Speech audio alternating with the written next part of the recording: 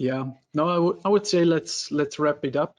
If nothing immediate is popping in. So again, please contact us at info@vrbn.io, and I will forward the questions and make sure that you will get the answer back. Awesome. So also from my side and in general from the side of the organizers, a very big thank you in general to all of the attendees and CD Engine fans worldwide. Also to all of the presenters that sent in either video presentations or actually were here in the audience. It's much appreciated.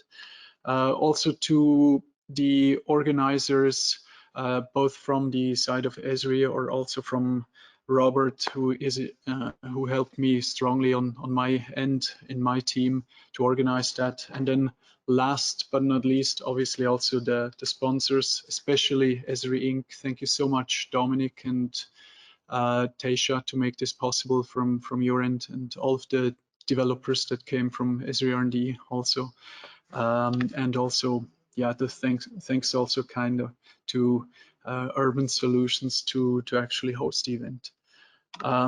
That's it. That's the conclusion of the CD Engine user meeting 2021. Thank you so much. And yeah, I would say we're going to a dinner, and I hope you have a lovely rest of the day wherever you are, and let's keep in contact.